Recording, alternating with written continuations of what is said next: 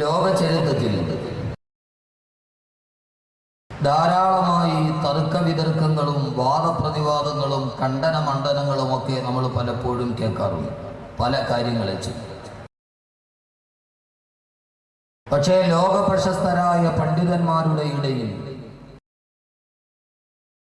ഒരു കാര്യത്തിൽ പരസ്പര ബഹുമാനത്തോടെ പരസ്പര ആദരവ് തന്നെ നിലനിർത്തിക്കൊണ്ട് ഇസ്ലാമിക പണ്ഡിതന്മാരുടെ ഇടയിൽ ഒരു വലിയ അഭിപ്രായ വ്യത്യാസമുണ്ട്.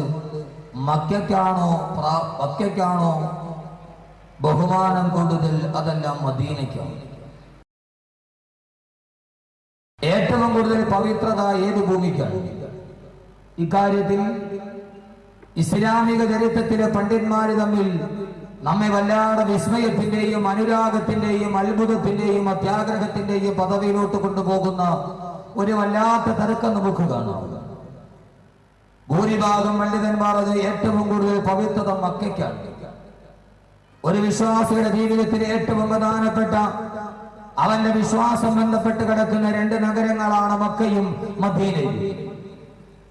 ബഹുഭൂരിപക്ഷം പണ്ഡിതന്മാരും പറഞ്ഞു, ലോക ചരിത്രത്തിൽ ഇസ്ലാമിക ദർശനത്തിൽ ഇസ്ലാമിക ശരീഅത്തിൽ ഏറ്റവും കൂടുതൽ പവിത്രത മക്കയ്ക്കാണ്. കാരണം മക്കയാണ് ഏറ്റവും മുബാറക്കായ സ്ഥലം.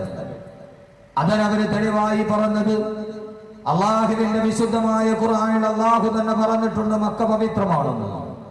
ഇന്ന അവ്വല ബൈത്തിൻ വുദിഅ ലിന്നാസി ലല്ലദീ ബിബക്കത മുബാറക വഹുദൻ ലിൽ ആലമീൻ. അള്ളാഹുവിന്റെ ഖുർആനിൽ അള്ളാഹു തന്നെ പറഞ്ഞത് ഇന്ന അവ്വല ബൈത്തിൻ വുദിഅ ലിന്നാസി ലല്ലദീ ബിബക്കത മുബാറക, ബക്കത്തുൽ മുബാറക അനുഗ്രഹീതമായ താഴ്വര എന്ന് അള്ളാഹുവിന്റെ വിശുദ്ധമായ ഖുർആൻ സൂചിപ്പിച്ചത് മക്കയെ കുറിച്ചിട്ടാണ്. അതുകൊണ്ട് മക്കയാണ് ഏറ്റവും പവിത്രമായ. ഇസ്ലാമിക സമൂഹം ഒരു ദിവസം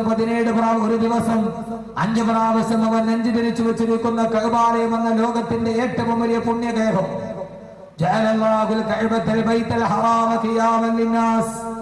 ഈ ലോകത്തിന്റെ തന്നെ അസ്തിത്വത്തിന്റെ കാരണമെന്ന് വിശുദ്ധമായ ഖുർആൻ വ്യാഖ്യാനം കൊടുത്ത വിശുദ്ധമായ കഅബാലയം നിലനിൽക്കുന്നത് മക്കയിലായതുകൊണ്ടും ആദരവായ പ്രവാചകൻ നബി മുഹമ്മദ് മുസ്തഫ സല്ലല്ലാഹു അലൈഹി വസല്ലമ ഭൂജാതനായ മണ്ണ് മക്കയായതുകൊണ്ടും ആ മക്കയാണ് പവിത്രതയുടെയും പരിശുദ്ധതയുടെയും പരിപാവനതയും കാര്യത്തിൽ ഒന്നാമത് എന്ന് പണ്ഡിതന്മാർ അഭിപ്രായപ്പെടുമ്പോൾ മദീനയ്ക്ക് പദവി കുറവായതുകൊണ്ടല്ല, അവരുടെ മനസ്സിൽ മദീനയെ കുറിച്ചുള്ള പവിത്രത കുറവായതുകൊണ്ടല്ല. പക്ഷേ മറുവിഭാഗം പണ്ഡിതന്മാർ പറഞ്ഞു ഇല്ല, ഏറ്റവും കൂടുതൽ പവിത്രത മദീനയ്ക്കാണ്. ഏറ്റവും കൂടുതൽ പവിത്രത മദീനയ്ക്കാണ്. എന്താണ് അവര് പറഞ്ഞതെന്നറിയോ? മദീനക്കാണ് ഏറ്റവും കൂടുതൽ പവിത്രത എന്ന് പറയാനുള്ള കാരണം എന്താ?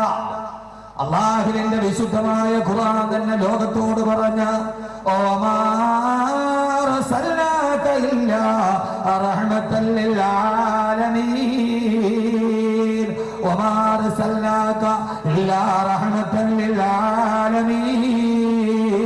ഓ നബിയേ, സർവലോകത്തിനും അനുഗ്രഹമായിട്ടല്ലാതെ, സർവലോകത്തിന് സർവഭൂഖണ്ഡങ്ങൾക്കും അനുഗ്രഹമായിട്ടല്ലാതെ അങ്ങേ ഞാൻ ഈ ഭൂമിയിലേക്ക് അയച്ചിട്ടില്ല എന്ന് പറഞ്ഞ ഈ അഖിലലോക ബ്രഹ്മാണ്ഡ കടാഹത്തിന്റെ മുഴുവനും അനുഗ്രഹമായി വന്ന ആദരവായ പ്രവാചകൻ നബി മുഹമ്മദ് മുസ്തഫ, ആദരവായ പ്രവാചകൻ നബി മുഹമ്മദ് മുസ്തഫ, അള്ളാന്റെ റസൂലിന്റെ പവിത്രമായ ശരീരം കിടന്നുറങ്ങുന്നത് മദീനയിലല്ലേ?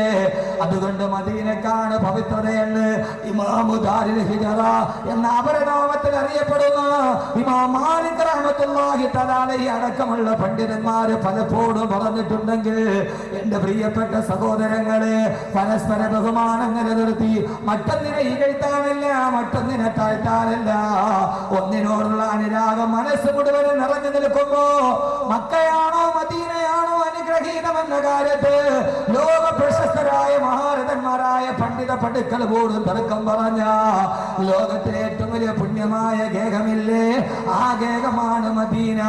ആ മദീനയ്ക്ക് പവിത്രത കിട്ടാനുള്ള കാരണം എന്തെന്നറിയോ? ആദ്യം നമുക്ക് മദീന പരിചയപ്പെടാം. എന്താണ് ആ നഗരത്തിന്റെ പ്രത്യേകത? എന്താണ് ആ നഗരത്തിന്റെ പ്രത്യേകത? അള്ളാന്റെ റസൂലിന് അഭയമരുളിയ മദീന, അള്ളാന്റെ റസൂലിന്റെ ജീവിതത്തിന്റെ ശരീരം ഏറ്റുവാങ്ങിയ മദീന. ആ മദീനയിലല്ലയോ അള്ളാന്റെ റസൂല് കിടക്കുന്നത്? സഹോദരങ്ങളെ, അനുരാഗത്തിന്റെ തീവ്രതയിൽ നോക്കിയാൽ, ആശിക്കിന്റെ ഹൃദയത്തിലൂടെ നോക്കിയാൽ മാറ്റി പറയാൻ കഴിയുമോ? അല്ലാഹുവിന്റെ റസൂലിന്റെ ശരീരം കിടക്കുന്ന ഏറ്റവും വലിയ ശരീരത്തെക്കാൾ, ആ മണ്ണിനേക്കാൾ വലിയ പവിത്രത എവിടെയാണ് കിട്ടുക? ബഹുമാനപ്പെട്ട കവി പറഞ്ഞതുപോലെ ആകാശത്തിലേക്ക് നിങ്ങളൊന്ന് നോക്കുക, നീലവിഹായുസിലേക്ക് നിങ്ങളൊന്ന് നോക്കുക. ആകാശത്തിന്റെ നടുവളഞ്ഞിരിക്കുന്നത് കണ്ടോ? ആകാശത്തിലേക്കൊന്ന് കണ്ണു തുറന്നു നോക്കിയാൽ, ആകാശത്തിലേക്കൊന്ന് കണ്ണു തുറന്നു നോക്കിയാൽ ആകാശം ഇങ്ങനെ വളഞ്ഞിട്ടാണ് ഇരിക്കുക. എങ്ങനെയാണ് ആകാശം വളഞ്ഞതെന്നറിയോ? ഭൂമിയുടെ വളവ് കാണാൻ കഴിയില്ല. ആകാശം നോക്കുക, കിഴക്ക് നിന്ന് പടിഞ്ഞാറോട്ട് പോകുമ്പോൾ ആകാശത്തിന്റെ നടുവിങ്ങനെ വളഞ്ഞു കിടക്കുന്നത് കാണാം. എങ്ങനെയാണ് ആകാശത്തിന്റെ നടു വളർന്നതെന്നറിയോ? അനുരാഗത്തിന്റെ കവി പറയട്ടെ, അഭിലാഷത്തിന്റെ കഥ പറയട്ടെ, അഭിവാദയുടെ കഥ പറയട്ടെ. ആ കവി പറയുകയാണ്, ഭൂമി ആകാശത്തെ നോക്കിയിട്ട് അഹങ്കാരം പറയാൻ തുടങ്ങി.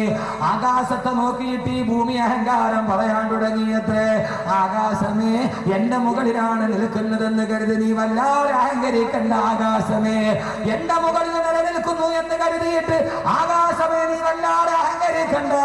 പവിത്രതയുടെ കാര്യത്തിൽ നിന്നേക്കാൾ ഭാഗ്യവതി ഞാനാണ്. കാരണം എന്തെന്നറിയോ? കാരണം എന്തെന്നറിയോ? അന്ന് ഹോഗയി പുഷ്ടി ബൽക്കേ ജമീൻ സേ. ഇത് കേട്ടപ്പോൾ ആകാശത്തിന്റെ നടുവളഞ്ഞു പോയി. ഭൂമി പറഞ്ഞു, ആകാശമേ, ആകാശമേ, എന്റെ മുകളിൽ നിൽക്കുന്നു എന്ന് കരുതിയിട്ട് നിനക്കല്ല പവിത്രത കൂടുതൽ. ഏറ്റവും കൂടുതൽ പവിത്രതയുള്ളത് എനിക്കാണ്. കാരണം എന്തെന്നറിയോ? എന്റെ പള്ളയിലല്ലയോ മുഹമ്മദ് റസൂലുള്ളാഹ്, എന്റെ പള്ളയിലല്ലയോ, എന്റെ ഗർഭപാത്രത്തിന്റെ ഉള്ളിലല്ലയോ മുഹമ്മദ് റസൂലുള്ള കിടന്നുറങ്ങുന്നത്. ആകാശമേ, നിന്റെ ഉള്ളിലല്ല. അതുകൊണ്ട് എനിക്കാണ് അള്ളാന്റെ അടുക്കൽ പവിത്രത കൂടുതലെങ്കിൽ ഞാനാണ് ഭാഗ്യവതി എന്ന് മിണ്ടാനറിയാത്ത ഭൂമി പറഞ്ഞ ചരിത്രം കേൾക്കണമെങ്കിൽ അതാരെ കുറിച്ചെന്നറിയോ സഹോദരങ്ങള്? ഇത് കേട്ടപ്പോൾ നാണം കാരണത്താലാണ്, ഇത് കേട്ടപ്പോൾ ലജ്ജ കാരണത്താലാണ് ആകാശത്തിന്റെ നടുവളഞ്ഞിരിക്കുന്നതെന്ന് ലോകത്തിന്റെ കവി പറഞ്ഞു പോയപ്പോ, മണ്ണിൽ കിടക്കുമ്പോൾ മണ്ണ് പോലും അഹങ്കാരം പറഞ്ഞു പോയ, കാറ്റ് പോലും അഹങ്കാരം പറഞ്ഞു പോയി. ലോകത്തിലെ ഏറ്റവും വലിയ ഭാഗ്യവതി ഞാനാണ്. കാരണം എന്തെന്നറിയോ? അനുരാഗം പൂണ്ട ആശിക്കീങ്ങൾ മുഴുവനും മദീനയിലൂടെ തടുകി തലോടി വരുന്ന എന്നോടാണ് അല്ലാഹുവിന്റെ റസൂലിനോട് സലാം പറയാൻ പറഞ്ഞത്.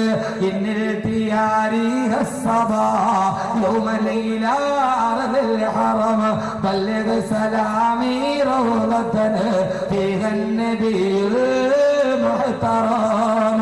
പടിഞ്ഞാറൻ കാറ്റിനോട് പറയുമ്പോ, ഇന്നിൽ തിയാരി ഹസ്സബാ, ഇന്നിൽ തിയാരി ഹസ്സബാ.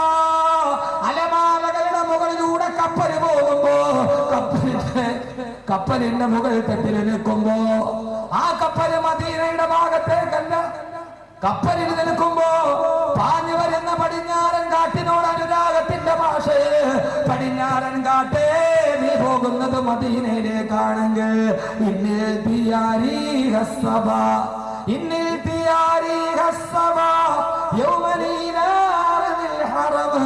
പടിഞ്ഞാറൻ കാറ്റേ, പടിഞ്ഞാറൻ കാറ്റേ, ഒരു ദിവസം നീ മദീനത്തെത്തുമെങ്കിൽ എന്റെ സലാം നീ ഒന്ന് മദീനത്തെ എന്റെ നായകനോട് പറയുമോ എന്ന് അല്ലാഹുവിന്റെ റസൂലിനോട് സലാം പറഞ്ഞു വിട്ട കാമകനോട് സലാം പറഞ്ഞു വിട്ടത് എന്നോടാണെന്ന് പറഞ്ഞ് അലറിയടിക്കുന്ന മന്ദമാരുതൻ പോലും അവകാശവാദം പറഞ്ഞ ഒരു നഗരമുണ്ടെങ്കിൽ എന്റെ പ്രിയപ്പെട്ട സഹോദരങ്ങളെ, പുണ്യ മദീനയിലോട്ട് കടന്നു പോകുമ്പോ ആ മദീന വെറും ഒരു നഗരമല്ല, ആ മദീന വെറും ഒരു മണ്ണല്ല. ആ മണ്ണിന് പവിത്രതയുണ്ട്, പവിത്രതയുണ്ട്. ആ മദീന നമ്മുടെ മനസ്സുമായി ബന്ധപ്പെട്ട, നമ്മുടെ ആദർശമായി ബന്ധപ്പെട്ട ലോകത്തിലെ ഏറ്റവും വലിയ നാഗരികതയുടെ ഭൂമിയല്ല. അതുകൊണ്ട് എന്റെ ശബ്ദം കേൾക്കുന്ന പ്രിയപ്പെട്ട ചെറുപ്പക്കാരോട് ആദ്യമായി ഞാൻ പറയുന്ന ഒരു വിശ്വാസിയുടെ അടയാളം എന്താ? അവൻ മദീനയെ സ്നേഹിക്കണം, അവൻ മദീനയെ സ്നേഹിക്കണം. നിന്റെ നായകൻ കടന്നവങ്ങുന്നത് മദീനയിലല്ലയോ? ആ മദീനത്തെ നായകനെ സ്നേഹിക്കാൻ, അള്ളാന്റെ റസൂലിന്റെ നഗരത്തെ സ്നേഹിക്കാൻ അള്ളാഹുവേ നീ ഞങ്ങൾക്ക് വിധി നൽകണേ തമ്പുരാനെ, വിധി നൽകണേ തമ്പുരാനെ. മദീന ഞങ്ങളുടെ സ്വപ്നമാകാൻ, മദീന ഞങ്ങളുടെ അനുരാഗമാകാൻ, മദീന ഞങ്ങളുടെ ഏറ്റവും വലിയ ആശയായി മാറാൻ. അതുകൊണ്ട് സഹോദരങ്ങളെ, ജീവിതത്തിലെത്തോടും മദീന എന്ന നഗരമുണ്ടാകണം. മിസിസിപ്പിയിൽ പോകാൻ നിനക്ക് ആഗ്രഹമുണ്ട്, ലോസ് ആഞ്ചലസ് കാണാൻ ആഗ്രഹമുണ്ട്, കെയ്റോ കാണാൻ ആഗ്രഹമുണ്ട്, ന്യൂയോർക്ക് കാണാൻ ആഗ്രഹമുണ്ട്, ലണ്ടൻ കാണാൻ ആഗ്രഹമുണ്ട്, ചിറാപുഞ്ചി കാണാൻ ആഗ്രഹമുണ്ട്. സഹോദരങ്ങളെ, സസ്യശ്യാമളമായി കിടക്കുന്ന മൂന്നാർ കാണാൻ, പൊന്മുടി കാണാൻ, ഡാർജിലിംഗ് കാണാൻ, മഞ്ഞുകണങ്ങിൽ സസ്യങ്ങളോട് ഒരുമി പിടിച്ച് കിടക്കുന്ന കാശ്മീര് കാണാൻ മനസ്സിലെപ്പോഴും ആഗ്രഹമുണ്ട്. പക്ഷേ എന്റെ മനസ്സിലൊരാഗ്രഹം തോന്നാത്തത് അല്ലാഹുവിന്റെ റസൂലിന്റെ മദീനയൊന്ന് കാണാൻ, ആ മദീനത്തേക്കൊന്ന് കടന്നു ചെല്ലാൻ, ഓ മദീനത്തിന്റെ ഹളറത്തിൽ ചെന്നിട്ട് അസ്സലാത്തു വസ്സലാമു അലൈക യാ റസൂലല്ലാഹ് എന്ന് ജീവിതത്തിൽ ഇതേവരെ കണ്ടുകൊണ്ട് കാണാത്ത നായകന്റെ മുമ്പിൽ ഒന്ന് സലാം പറഞ്ഞ് തിരിച്ചു വരാൻ.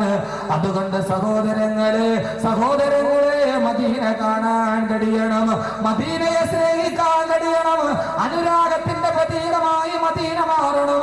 കാരണം മദീന ഒരു മണ്ണ് മാത്രമല്ല, ആദരവായ പ്രവാചകൻ നബി മുഹമ്മദ് മുസ്തഫ. ലോകത്തിലെ ഏറ്റവും വലിയ നിർഭാഗ്യവാനാരെന്നറിയോ? ലോകത്തിലെ ഏറ്റവും വലിയ നിർഭാഗ്യവാനാരെന്നറിയുമോ? ലോകത്തിലെ ഏറ്റവും വലിയ ഭാഗ്യവാൻ മദീന കാണുന്നവനാണ്. അള്ളാഹു മരിക്കുന്നതിന് മുമ്പ് കാണാൻ അള്ളാഹു തൗഫീഖ് നൽകട്ടെ. ഉറക്കാമേ കുറെ മനുഷ്യർ മരിക്കുന്നതിനും അള്ളാഹു മദീന കാണാൻ അള്ളാഹു